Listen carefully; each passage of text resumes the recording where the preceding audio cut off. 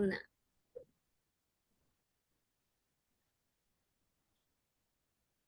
Ok. Bonjour à tous. Nous sommes l'équipe constituée par Livier Lizarra Venegas, Kimberly Martínez Virgen et moi, Ariana Delgadillo. Et on va vous présenter la partie numéro 6 de l'entretien posé à Claude Lévi-Strauss. On va commencer avec une phrase célèbre par... tu peux continuer? Une phrase célèbre par Madame Curie qui dit « Dans la vie, rien est à craindre et tout est à comprendre ». Ici, on a le plan qui a 5 points importants. Dans la première partie, on va présenter l'introduction et contexte.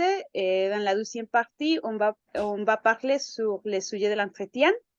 Et dans la troisième partie, on va vous partager les objectifs qu'on a trouvés. Et après, on va continuer avec l'analyse des questions. Et finalement, on va finir avec la conclusion. Dans la partie de l'introduction et contexte, on a... merci. On a mis que cet entretien a été posé à Claude Lévi-Strauss, qui a été interrogé par Jean-José Marchand avec un questionnaire établi par Hubert Damisch. Et cet entretien fait partie des archives du XXe siècle réunies par les mêmes interviewés. Et dans cet exposé, on va présenter, comme j'ai déjà dit, la partie numéro 6 de l'entretien qui s'appelle Regard actuel. Cette partie a une durée de 46 minutes et comporte les chapitres du 46 à 54. Ce sont 9 chapitres au total. Ok, en ce qui concerne plus le contexte et la vie de l'auteur, Lévi-Strauss était un anthropologue et ethnologue français qui a exercé une influence majeure à l'échelle internationale sur les sciences humaines et sociales. Et en introduisant l'approche structuraliste dans les sciences sociales, il est en fait le fondateur de l'anthropologie structurale, une méthode basée sur la linguistique homonyme, créée par Saussure et développée par le formalisme russe.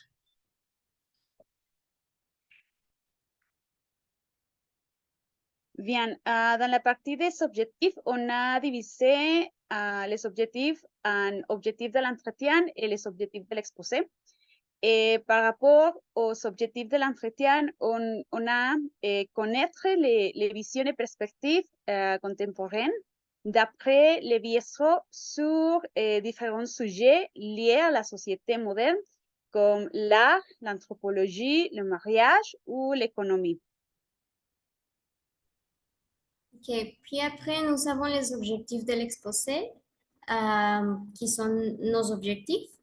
Et nous allons faire une analyse de l'entretien et des questions. Et aussi, nous allons identifier les questions principales, les questions secondaires et comment les questions de clarification sont utilisées.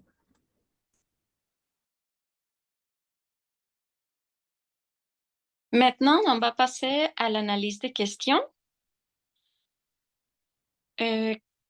Pour commencer, on a abordé les questions qui appartiennent à chapitre 46 à 49. Le premier s'appelle l'ethnologie et anthropologie structurale. Le deuxième, le statut des sciences humaines. Et le troisième, mythes et infrastructures techno-économiques. On va aborder les types de questions que l'intervieweur a demandé. Premièrement, dans la partie de l'ethnologie et anthropologie structurale, la première question qu'il abordait comme question principale, c'était la première, c'est-à-dire elle est critique des philosophies sur les méthodologiques C'est une question qui a commencé de cette manière parce que avant de ce chapitre, ils étaient en train d'aborder d'autres sujets. Et après, les questions secondaires, c'était, pour donner un petit contexte, il a dit que j'aimerais savoir quelles sont vos conclusions sur un certain nombre de points et les questions qu'il a posées. Comment l'ethnologie s'est achevée en anthropologie structurale et pourquoi était-elle une voie particulièrement féconde? Finalement, on n'aura pas de questions de clarification. Après, dans le chapitre suivant, les statuts des sciences humaines, et pour donner un petit contexte, et dans la question principale, il a dit qu'après discuter vos livres et des réponses modestes, il a posé. Est-ce que vous estimez que maintenant la connaissance de l'homme est vraiment constituée en science ou sommes-nous seulement à la vie? Et bon, toute la partie de cette vidéo, l'interviewé a été en train de donner son réponse. Et il n'y avait pas de questions secondaires ni de questions de clarification. Finalement, dans le chapitre numéro 48, à mythes et infrastructures techno-économiques, il n'y avait pas de questions principales ni de questions secondaires. Seulement, il a commenté, vous commentez ce que vous pensez entre mythe et réalité économique. Et il a posé. Est-ce que vous voudrez nous préciser ce que vous pensez actuellement? On a mis cette question dans la partie des questions de clarification parce que c'était un sujet déjà partagé ou mentionné et ce que l'interviewé voulait savoir, c'était seulement comme une petite précision ou clarification.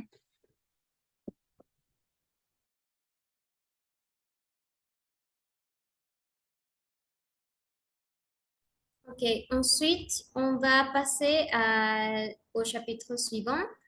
Et ce sont les questions du chapitre 49 à 51. Et nous avons le premier chapitre, c'est la jeunesse, statut de structure. Ensuite, les réflexions sur le mariage et le libre choix dans nos sociétés. Et finalement, l'inceste contemporain.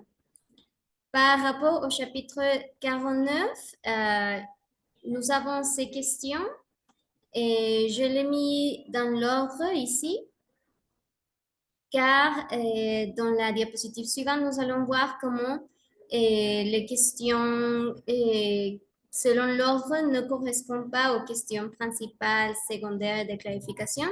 Donc, la première question qu'il a posée, c'est celle-ci. Quel est l'état dernier de votre pensée sur la genèse des structures? Après, il a posé les questions. Vous avez mis l'hypothèse avec prudence, etc. On va voir ces questions et, et après. Et finalement, est-ce que vous avez constaté au cours de vos recherches, etc. On va voir ces questions avec plus de détails ensuite. Mais ici, je vous présente les questions dans l'ordre chronologique qu'il les a fait. Et ensuite, nous avons les questions sur les chapitres 50 et 51. Mais ici, il n'y a pas beaucoup de commentaires et je vais aborder ces questions avec plus de détails dans la diapositive suivante. C'est seulement pour que vous pouvez voir l'ordre dans lequel il les a posées. Et ici, nous avons la classification des questions. Dans le chapitre 49, nous avons qui c'est la jeunesse, statut des structures. Nous avons que la question principale, c'est quel est l'état dernier de votre pensée sur la jeunesse des structures? Ça, c'est la première question que l'intervieweur a posée et aussi c'est la question principale. Et nous avons comme question secondaire les autres, bon, une autre question qui est trop longue, mais c'est parce que l'interviewé l'a reformulée. Donc, il dit en première, est-ce que vous avez constaté au cours de vos recherches qu'il y a une primauté de la structure des composants simples ou s'agit-il, quand vous parlez du modèle d'un simple modèle au sens logico-mathématique? Et ensuite, il reformule. Autrement dit, y a-t-il des structures véritablement globales et totalisantes au sens où l'entendait Piaget, que vous avez citées ou s'agit-il simplement d'une commodité scientifique? Nous n'en avons rien. Il s'agit d'abord d'une commodité scientifique. C'est la réponse la réponse de Lévi-Strauss. Il répond d'une façon négative. Mais c'est la question secondaire comme question de clarification. C'est pas une question euh, dans le sens strict, mais c'est un commentaire euh, qui a provoqué que Lévi-Strauss continue à parler. Et vous avez mis l'hypothèse avec prudence d'ailleurs qu'il y aura un rapport entre les mécanismes du cerveau et la nature dont après tout est issu. Ça, c'est par rapport à la réponse de Lévi-Strauss de la première question, qui était la question principale, car Lévi-Strauss a émis une hypothèse et comme clarification, l'interviewé a fait ce commentaire. Et après, Lévi-Strauss a continué à parler sur l'hypothèse qu'il a émise. Donc, c'est pour ça que je l'ai classé comme question de clarification, car c'est un commentaire pour reformuler ce que Lévi-Strauss a dit. Et après cette question, il a posé la question secondaire, que c'est celle-ci. Donc, ce n'est pas dans l'ordre chronologique, mais je l'ai classé comme cela, car ici, il me paraît que c'est un commentaire de clarification. Pour les autres deux chapitres, les questions principales, secondaires et de clarification sont dans le même ordre chronologique. Donc, nous avons la première question qu'il a posée. Que pensez-vous du statut du mariage et de ses progrès dans notre société, car il semble qu'on se marie de plus en plus? Et après, Lévi-Strauss a répondu. Ensuite, question secondaire, on sera tenté de penser que depuis Molière, quel grand auteur qui a traité ce problème, le livre-choix des conjoints, ou ce qu'on appelle le livre-choix des conjoints, a beaucoup progressé dans toutes les couches sociales. Est-ce que c'est vrai pour un homme de science? C'est une question secondaire. Et pour clarifier, est-ce que vous pensez que le système du mariage dit par livre-choix a un avenir, ou est-ce que l'on reviendra au vieux système qui a duré un million d'années de l'échange? Ici, j'ai classé cette question comme question de clarification, car après avoir répondu à la deuxième question, Lévi-Strauss a mentionné le mariage par libre choix et il a parlé un peu de ce type de mariage. Et donc, après que Lévi-Strauss a mentionné le mariage par libre choix, et l'intervieweur a fait cette question. Donc, c'est pour cela que je l'ai classé dans question de clarification, car c'est par rapport à un concept que Lévi-Strauss a mentionné pendant sa réponse à la deuxième question. Et finalement, le chapitre dernier, c'est l'inceste contemporain. Et la question principale de ce chapitre, c'est que pensez-vous de l'éloge public de l'inceste qui, après avoir commencé petitement, passe sur le plan littéraire avec Briand et Chateaubriand, s'épanouit dans les plus récents films? Quel est son sens sociologique? Ici, Lévi-Strauss a répondu à cette question, mais je considère que l'interview n'a pas fait une question secondaire. Il a laissé Lévi-Strauss parler et Lévi-Strauss ici a mentionné qu'il n'a pas vu le film auquel l'interviewé fait référence. Donc, il dit qu'il ne peut pas commenter sur ce film, mais il peut commenter par rapport à l'inceste de ce qu'il connaît. Et il a commencé à dire qu'il existait deux types d'inceste, etc., etc. Et donc, après la réponse de Lévi-Strauss, l'interviewé a posé cette question que je vais classer comme question de clarification, que c'est le fait que 500 000 de personnes al voir quelque chose qui les indigne quand ils le lisent dans leur journal. C'est là le problème sociologique que je me permettais de vous poser. Je l'ai mis ici comme question de clarification car Lévi-Strauss a répondu qu'il n'a pas vu le film et donc l'interviewé dit « Ah ok, vous n'avez pas vu le film, mais le fait que 100 000 de personnes ont vu les films ont vu quelque chose comme cela et il a comme reformulé la première question. C'est là le problème sociologique que je me permettais de vous poser. Et après cette reformulation, Lévi-Strauss a répondu par rapport à ce qu'ils connaissent. Donc, je ne le considère pas comme une question secondaire, c'est plutôt une question de clarification car il a reformulé la première question parce que Lévi-Strauss a répondu d'une façon un peu négative en disant qu'ils ne connaissent pas le film auquel l'interviewé a fait référence.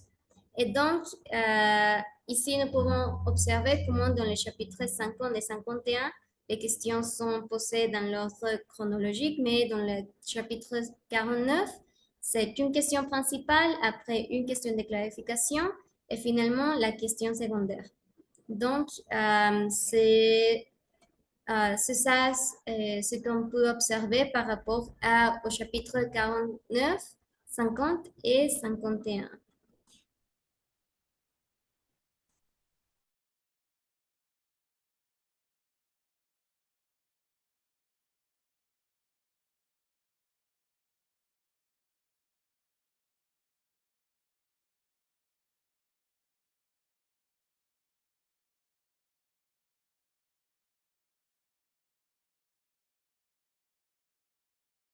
Ah, pardon, c'est moi. Bon, après, on va continuer avec les questions des chapitres 52 à 54 et où les sujets suivants sont abordés et sont développés. On a ici les amitiés littéraires, l'impérialisme en peinture et une conscience inquiète pour l'avenir. Ce sont les sujets qui l'interviewé pose à Lévi-Strauss et ce sont les sujets qu'il développe. Alors, on va analyser les premières questions. Dans la partie du chapitre Les amitiés littéraires, on a une question principale et après on a une question de clarification, que c'est celle-ci.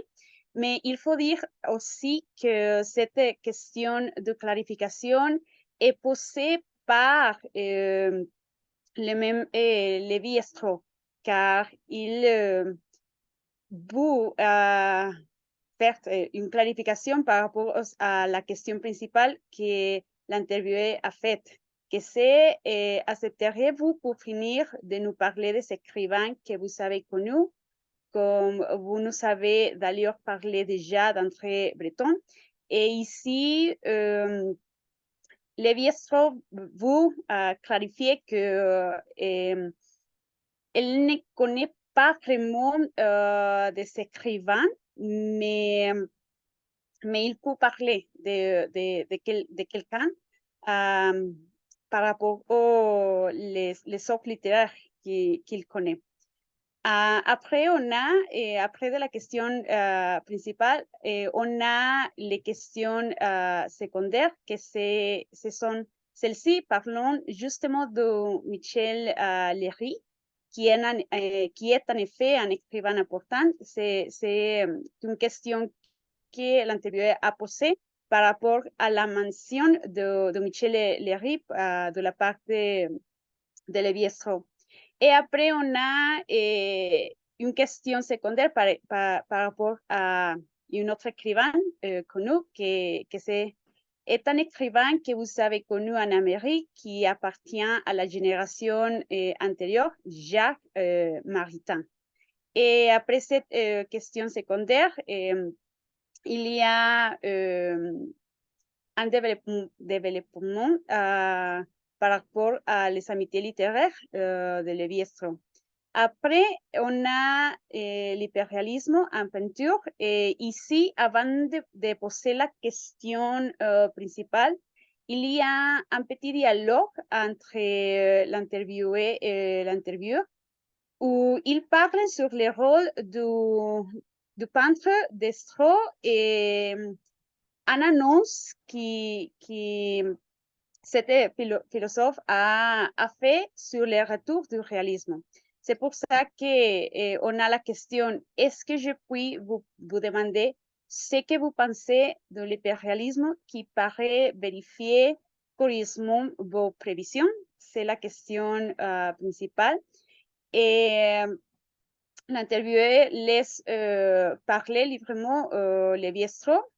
Il n'y a pas de questions secondaires dans ce chapitre et il n'y a pas de questions de clarification.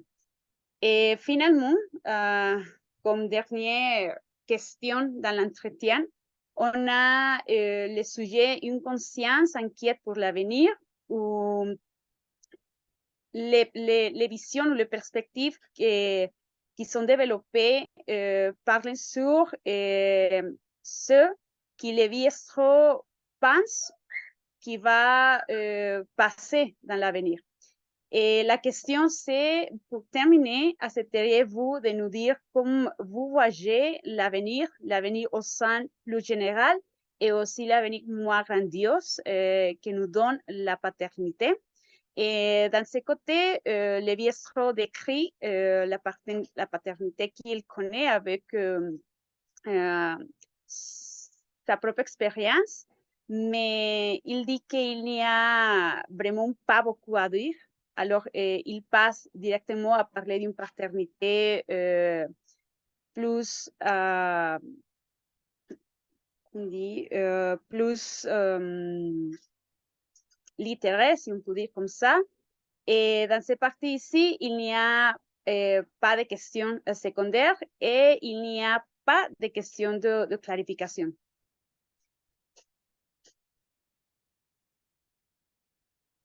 Et on va passer à la partie suivante. Pour finir, nous avons les conclusions. Et donc, ici, pour conclure, nous avons regroupé des aspects positifs et aussi des aspects négatifs de l'entretien. Et comme aspect positif, nous avons en premier que l'intervieweur laisse parler l'interviewé sans interruption, ce qui est pertinent pour une interview, pardon, pas pour une entretien semi-dirigé. Donc, il faut laisser parler l'interviewé sans beaucoup interrompre l'interviewé. Donc, c'est un point positif.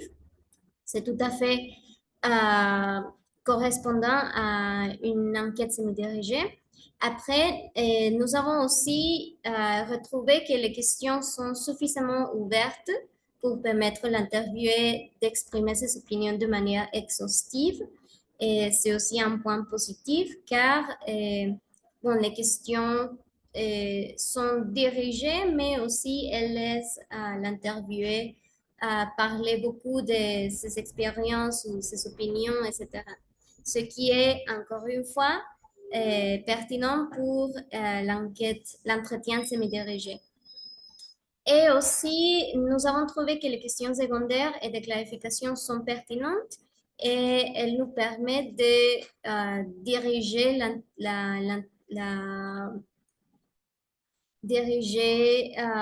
l'entretien dans le cours que nous voulons la diriger. Et aussi, les questions nous permettent de clarifier quelques points ou si Lévi-Strauss donne une réponse qui n'est pas la réponse attendue par l'intervieweur ou si Lévi-Strauss dit qu'il ne connaît une personne ou un sujet ou un film, etc., les questions de clarification nous permettent d'aborder le sujet d'une autre façon pour permettre Lévi-Strauss s'exprimer avec liberté. Et donc, comme aspect négatif, nous pensons qu'il n'y a pas vraiment de clôture de l'entretien de la part de l'intervieweur, car quand l'entretien finit, c'est seulement Lévi-Strauss arrête de parler et c'est la dernière partie. On n'écoute pas l'intervieweur qui dit merci beaucoup Lévi-Strauss pour votre temps, etc. Non, c'est seulement Lévi-Strauss arrête de parler et c'est comme ça que l'entretien finisse. Donc, nous pensons qu'il manque une clôture. Et aussi, il n'y a pas de prise de rendez-vous ni d'explication de la démarche de l'entretien.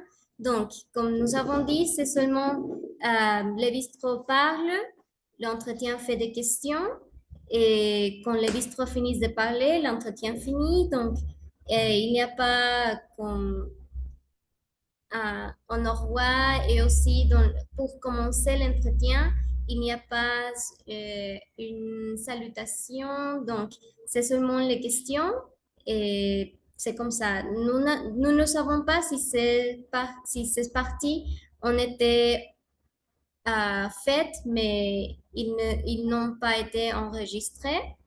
Mais dans l'enregistrement, ces parties sont absentes. Donc, nous pensons que ça sera important de aussi euh, enregistrer ces parties de l'entretien, la rendez-vous, l'explication de la démarche, la salutation, la clôture, etc. Donc, nous pensons que ces parties manquent.